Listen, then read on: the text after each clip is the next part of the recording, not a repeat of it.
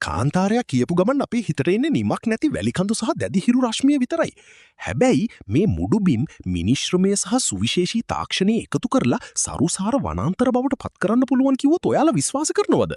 ඔව්, මේ දකින්න ලැබෙන්නේ චීනය විසින් ලෝකයේම පුදුම කරමින් දියත් කරපු දැවන්තම පරිසර ව්‍යාපෘතියක්. මේක හඳුන්වන්නේ හරිත මහා ප්‍රාකාරය කියලා.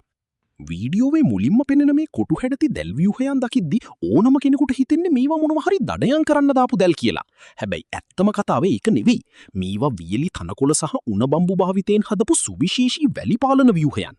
මේ හරහා කාන්තාරයේ දරුණු සුළඟ පාලනය කරලා වැලි කඳු ගසාගෙන යාම සම්පූර්ණයෙන්ම නවත්වනවා. ඊට පස්සේ මේ වියලි වැලි මත ඉතාම අඩු ජල ප්‍රමාණයකින් ජීවත් වෙන්න පුළුවන් සුවිශේෂී ශාක වර්ග වගා කරනවා.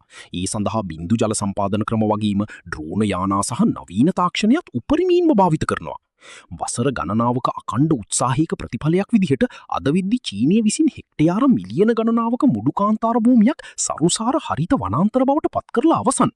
සොබාදහම පරද්දන්න බෑ කියන මතේ වෙනස් කරපු මිනිස් බලී සහ තාක්ෂණයේ අපූර්ව ජයග්‍රහණයක් විදිහට මේ ව්‍යාපෘතිය හඳුන්වන්න පුළුවන්.